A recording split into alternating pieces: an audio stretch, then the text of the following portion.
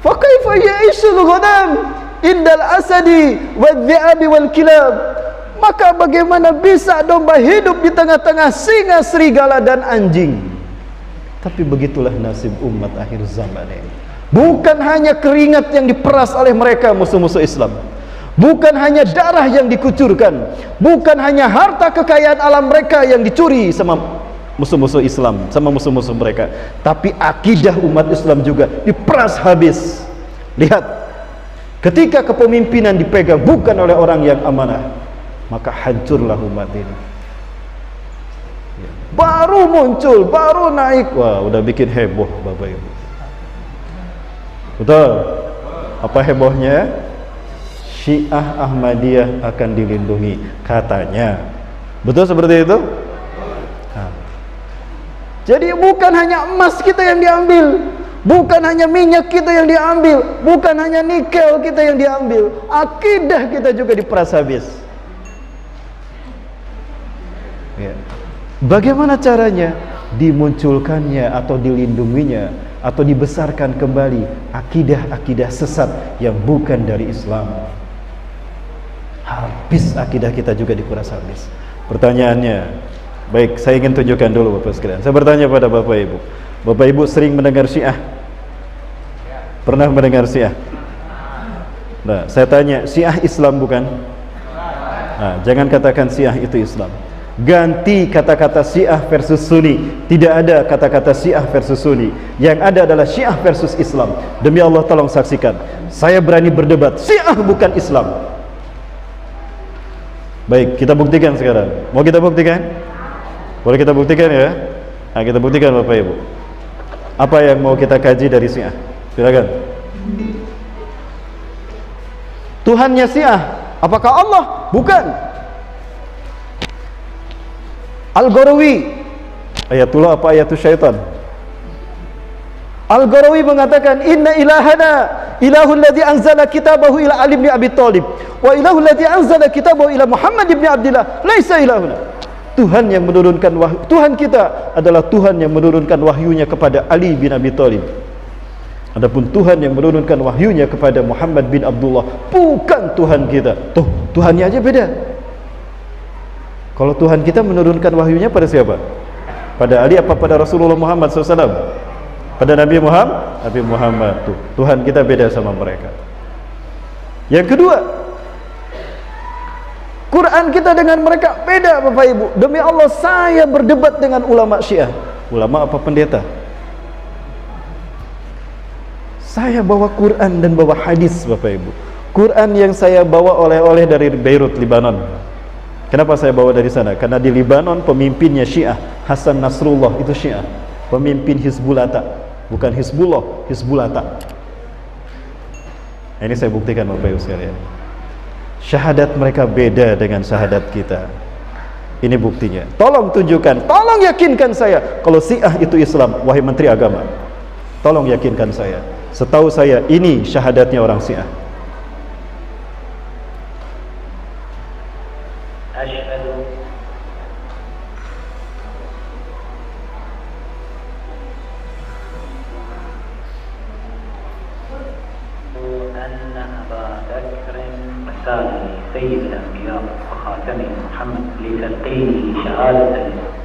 Ini Yazid Al-Habib, semoga Allah melaknatnya. Dia adalah pemimpin Syiah, salah seorang ulama besar Syiah, pelanjut perjuangan Khomeini. Dan ini Idris Al-Maghribi. Dia dari Maroko, dia murtad dari Islam dan masuk Syiah. Ini prosesi dia masuk Syiah. I'lanut tasyayyu' akhi Idris Al-Maghribi. Pengumuman masuk Syiahnya saudara Idris Al-Maghribi dari Maroko. Kita saksikan seperti apa syahadat mereka. وحدانية الله تبارك وتعالى والنبوة والرسالة لسيد الأنبياء وخاتمهم محمد صلى الله عليه وآله والشهادة بإمامة وولاية الأئمة الأطهار عليهم الصلاة والسلام ثم الشهادة على أعدائهم عليهم اللعنة والعذاب بأنهم في النار ونشهد الله على أننا نبرأ إليه منهم.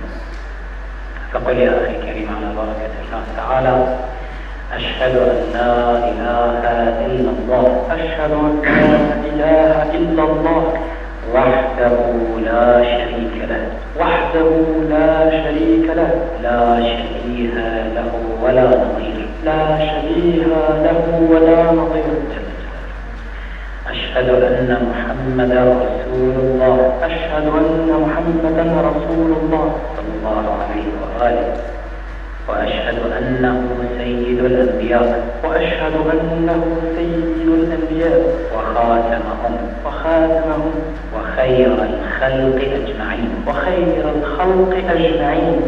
Baik, ini paragraf pertama syahadat mereka. Baru paragraf pertama. Di sini ada 3 paragraf. Sama tidak dengan kita syahadatnya? Sama tidak? Redaksinya memang agak panjang, tapi secara makna tidak bertentangan. Oke, kita tolerir. Baik, kita terima. Tapi ini baru paragraf pertama. Sekarang paragraf kedua dari syahadat Syiah. Ini syahadat yang terpendek dari mereka. وأشهد أن أمير المؤمنين عليا وأشهد أن أمير المؤمنين عليا ولي الله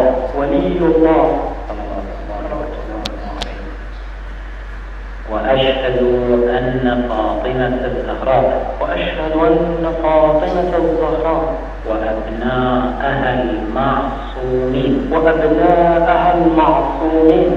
حجج الله itu syahadat mereka, paragraf yang kedua. Ada tidak dalam syahadat kita? Tidak ada. Ini gulunya mereka, berlebihannya mereka. Dan perilaku gulu di dalam agama adalah perilaku ahli kitab. Dan saya meyakini Syiah diciptakan oleh Yahudi ahli kitab. Siapa dia? Abdullah bin Sabah, seorang Yahudi dari Yaman yang benci kepada Rasulullah dan para sahabat. Dan dia ingin mengadu domba ahlul bait Rasulullah SAW, memecah belah Bani Hashim, dan dia berhasil. Dia berada di dalam dia bertanggung jawab terhadap terbunuhnya, syahidnya Utsman bin Affan. Ini Bapak sekalian. Tapi orang-orang Syiah hari ini menolak eksistensi atau keberadaan profil yang bernama Abdullah bin Sabah, padahal dia yang menciptakan agama Syiah itu. Sekte Syiah pertama di dunia dia ciptakan di Madain yang bernama Syiah Sabaiyah, yang mengkafirkan semua sahabat kecuali 11 orang saja. Di antaranya Abu Dzar Al-Ghifari, Salman Al-Farisi, Al-Miqdad bin Al-Aswad, tidak mereka kafirkan. Ini Bapak Ibu. Baik, kita harus mengenal Syiah. Ya, kita tanyakan kepada Menteri Agama, jika memang beliau mengatakan Syiah dan Ahmadiyah akan dilindungi, tolong tunjukkan kalau Syiah itu Islam. Syahadat mereka beda dengan kami. Akan saya bedah di sini Bapak Ibu. Kalau waktu kita panjang, boleh kita bedah? Halo? Masih ada Bu? Lanjut. Baik, ini paragraf kedua. Kita lihat paragraf ketiga. Kita menjadi saksi sama-sama bagi mereka. Di hadapan saya, mereka membaca ini.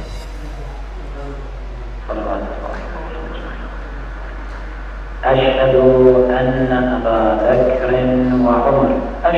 أن أبا بكر وعمر وعثمان وعائشة وحفصة في النار أبرأوا إلى الله وإلى رسوله من أبي بكر وعمر وعثمان وعائشة وحفصة وسائر أعداء أهل بيت رسول الله رسول الله صلى الله عليه وسلم. صلوا على محمد وآله. Itu syahadat mereka yang terpendek Bapak Ibu. Gimana? Yang terakhir tadi sudah kita dengar. Mereka bersaksi Abu Bakar, Utsman, Umar, Aisyah, Hafsah dan pengikutnya masuk neraka. Pada keyakinan kita, Rasulullah SAW menyebutkan orang-orang yang mereka sebut tadi itu masuk surga. Betul?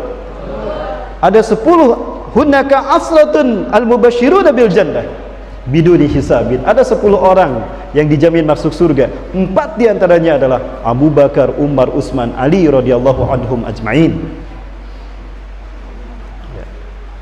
Abu Ubaidah bin Jarrah ada juga. Sa'ad bin Abi Waqqas. Masuk tidak? Masuk. Okay. Itu Bapak Ibu yang berarti Allah Subhanahu wa taala. Nah, baik, coba kita lihat ayat yang satu ini. Kita lihat ayat ini, surat At-Taubah ayat 100. Bapak Ibu kita simak ayat ini. A'udzubillahi minasyaitonir rajim. والسابقون الأولون من المهاجرين والأنصار والذين اتبعوهم بإحسان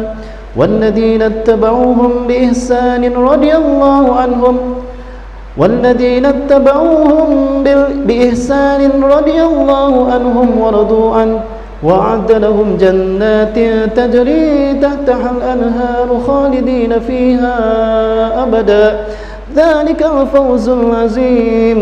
Subhanallah. Yakin ini ayat benar? Yakin ayat ini sahih? Ada di dalam Quran kita? Wajib kita imani? Wajib. Baik, kita bedah ayatnya. Wasabiqunal awwalun, dan orang-orang yang pertama kali masuk Islam. Sekali lagi, wasabiqunal awwalun, dan orang-orang yang pertama kali masuk Islam. Satu, minal muhajirina, baik orang-orang muhajirin, yaitu mereka orang Mekah yang hijrah ke Madinah. Wal ansari, yang kedua Ansar, orang-orang Madinah yang menerima hijrahnya para sahabat dari Mekah. Walladzina tabauhum bi ihsanin, yang ketiga orang-orang yang mengikuti Ansar dan Muhajirin dengan benar. Satu, radhiyallahu anhum, Allah ridha pada mereka. Waradu anhu, dua, mereka pun ridha kepada Allah. Yang ketiga, wa'adda lahum jannatin tajri tahtahal anhar, Allah janjikan surga bagi mereka yang mengalir sungai-sungai di dalamnya, khalidina fiha abada, mereka kekal di dalamnya. Dzalikal fawzul azim, itulah keberuntungan yang besar. Jadi Allah Azza wa Jalla, Tuhan kita, di dalam ayat ini menegaskan as-sabiqunal awwalun, yang terdiri dari muhajirin, ansor, dan mereka tabi'in yang mengikuti mereka dengan baik dan benar, itu dijanjikan surga kekal di dalamnya. Abu Bakar masuk tidak dalam ayat ini? Umar masuk tidak? Utsman, Aisyah, Hafsah. Jadi kata Allah mereka masuk surga. Lah kata Syiah masuk neraka. Jadi saya bertanya, surga milik siapa? Milik Allah apa milik orang Syiah? Milik Allah apa milik orang Syiah? Nah, kita saksikan siapa yang masuk surga dan siapa yang masuk neraka. Mudah-mudahan Allah memperlihatkan kepada kita di mana tempatnya orang-orang Syiah nanti di akhirat. Amin. Baik, ini syahadatnya. Apalagi yang mau kita lihat dari Syiah? Nah, ini saya lihat azannya orang Syiah. Bagaimana mereka akan terang-terangan azan, lalu azan mereka beda. Boleh saya perlihatkan azannya orang Syiah? Nah, ini Bapak Ibu, azannya orang Syiah.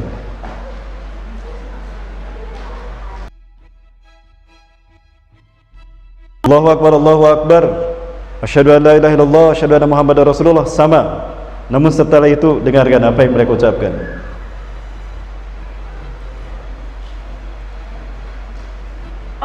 Hayya 'alas shalah sama, hayya 'alal falah sama. Tapi setelah hayya 'alal falah, kita dengarkan apa yang mereka baca. Hayya 'ala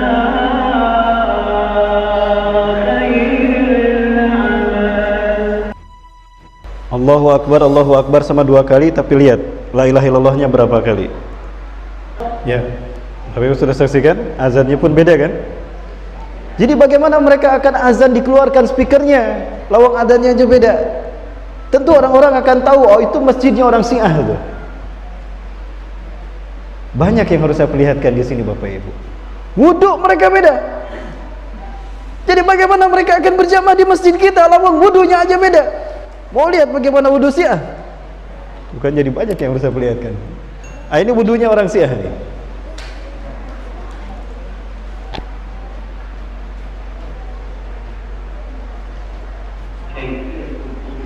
Tata cara wudhu.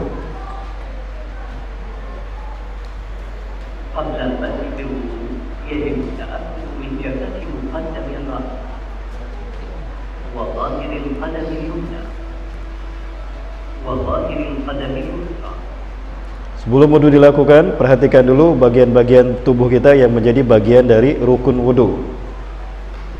Yang pertama ini, kedua punggung, dan kedua punggung kaki kanan dan pakai kiri, dan itu diusap, tidak dicuci. Ya, ini versi mereka, kita lihat.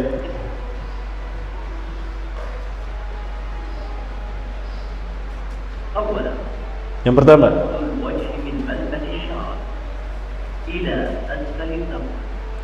yang pertama mencuci wajah dari awal tubuh dari rambut sampai di bawah dagu.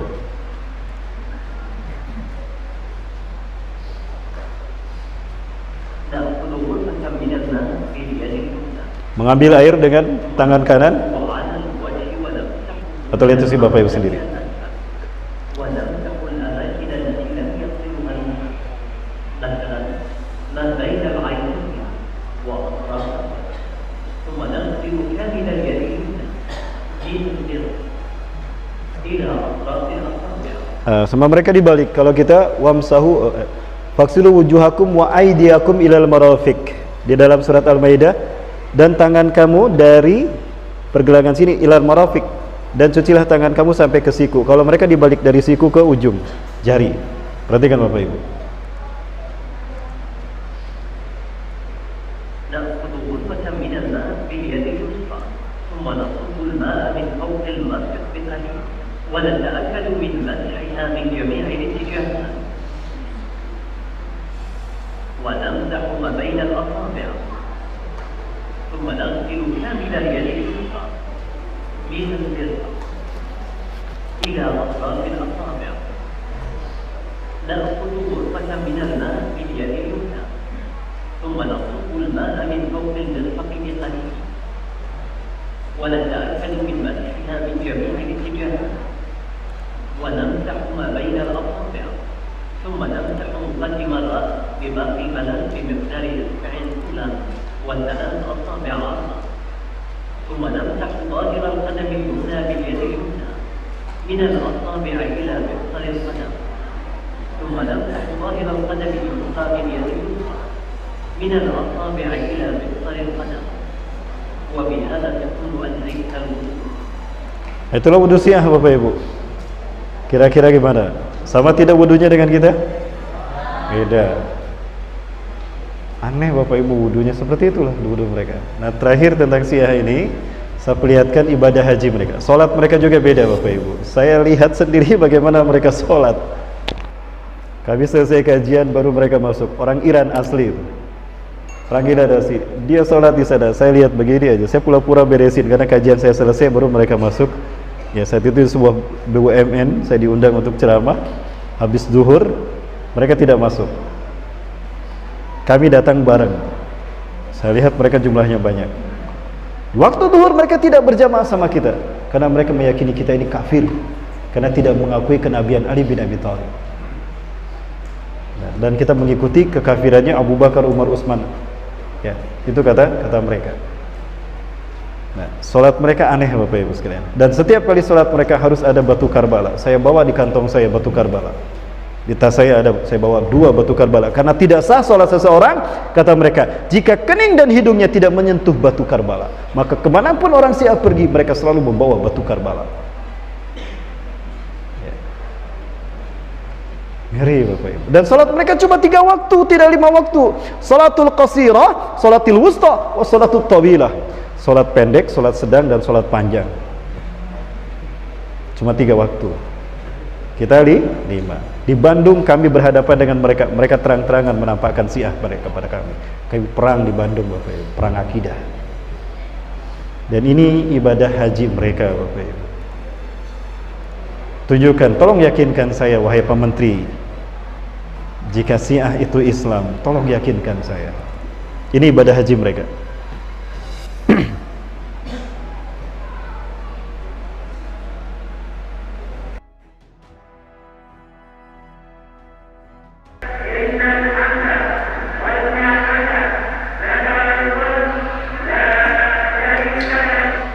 Sejak awal kedatangan kita, mulai dari niat untuk melaksanakan ibadah haji dan umrah sampai kita selesai melaksanakan ibadah haji dan umrah, cuma satu nama yang kita sebut dan kita besarkan, Allah. Karena ibadah haji adalah konfigurasi tauhid umat manusia secara komunal. Salat adalah ukuran tauhid manusia secara individu, haji adalah ukuran tauhid umat manusia seluruh dunia. Ummatan wahidah.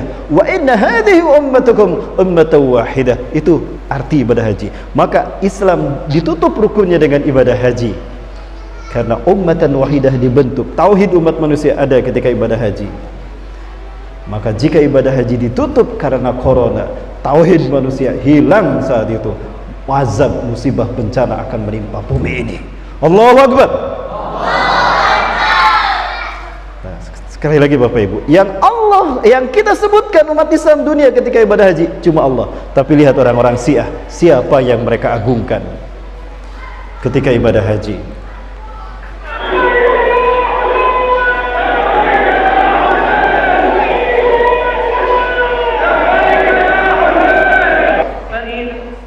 Pertanyaan saya, kapan Husain memerintahkan mereka ibadah haji?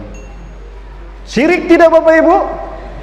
Syirik. Di saat kita beribadah haji, tauhid yang kita wujudkan, mereka malah mewujudkan syirik, menyebut selain dari nama Allah. Kita lihat Bapak Ibu sekalian.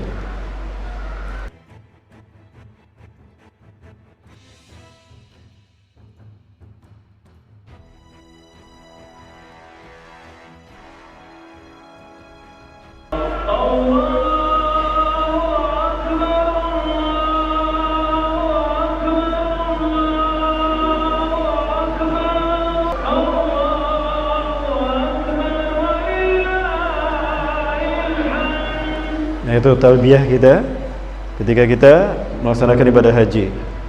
Tapi apa yang mereka lakukan? Selesai mereka melontar jumrah dan mereka melakukan tawaf wada. Harusnya begitu, tapi lihat apa yang mereka baca. Siapa yang mereka sebut?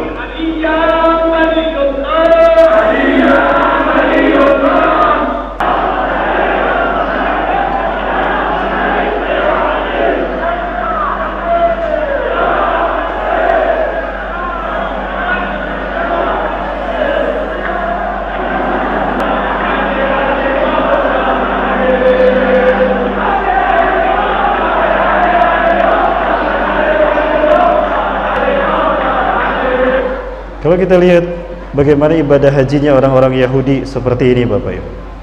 Seperti inilah orang-orang Yahudi beribadah haji. Maka apalagi yang harus kita yakini dari mereka? Kalau mereka tidak membawa nama-nama Islam, tidak ada masalah bagi Syiah ada di Indonesia. Kalau mereka tidak membawa embel-embel Rasulullah dan Allah, silakan. Mereka berdiri sendiri sebagai agama selain daripada Islam, kami terima. Tapi ketika mereka mengambil nama Islam dan mengklaim kalau Syiah bagian dari Islam, kami tidak ridho Bapak Ibu. Betul? Ini Islam di akhir zaman. Beginilah nasib umat di akhir zaman. Bukan hanya kekayaan alam kita yang dirampas, bukan hanya darah kita yang dicucurkan, bukan hanya keringat yang mereka peras dari kita, tapi musuh-musuh Islam juga menguras akidah kita Bapak Ibu. Bayangkan jika mereka disahkan berada di Indonesia, bagaimana nasib akidah anak-anak kita Bapak Ibu? Apakah kita tidak khawatir dengan nasib mereka? Allah berfirman kepada kita di dalam Quran, surat An-Nisa ayat 9 kalau tidak salah. A'udzubillahi minasyaitonir rajim. Wal yahshal ladzina law tarakum min khalfihim dzurriyyatan di'afa khafu 'alaihim. Alaya.